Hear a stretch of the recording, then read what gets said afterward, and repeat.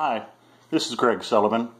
I'm in your class for this transition course, 611, and I'm supposed to make this video in regards to several different things. One is first my location, and I'm in Chesterfield County, Virginia, and my experience. I did quite a long time in medical sales, and I'm a career switcher. The first year I got into education, I was an instructional assistant and worked with a child who had cerebral palsy. Fell in love with exceptional education, so got involved in the code program, and the first year I taught was last year in a self-contained, mild intellectual disability environment. I loved it. It was in a middle school. It was probably the best experience I've had in my entire life. At the end of the year, was termed surplus, so that means that they didn't have enough kids to keep me at that school.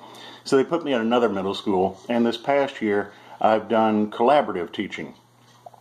If collaborative teaching was actually modeled like it's supposed to, I'm sure I would have enjoyed this year. However, in reality, I was at the back of the room, not allowed to really engage and interact or teach children. So this past year has been a struggle for me, because really, even on one of my courses or classes that I was in, at the bottom of the roster it said Greg Sullivan, the instructional assistant for the room.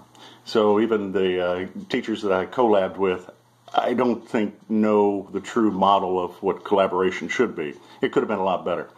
Thankfully, the county has gotten me into, for next year, a high school, self-contained EMI, where I'll be back actually teaching.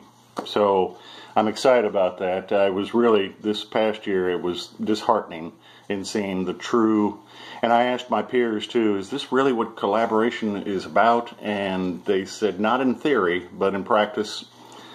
Sometimes this is, if you don't have administration really getting involved, and the teacher that you're in the classroom with understanding what your potential is, then you get stuck in the back and you don't do anything. So I'm excited about this year.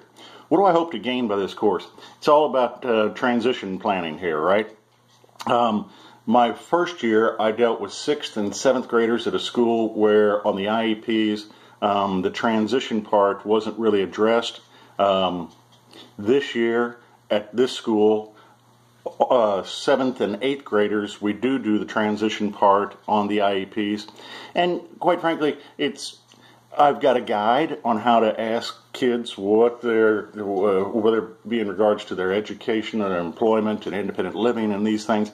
I get their input, I get the parents' input, I fill it out on the IEPs, but the transition part of it is new to me, and so I'm hoping to gain actually a lot more knowledge that's the title of this course here, and because I'm somewhat limited in my skill there, I hope to become better.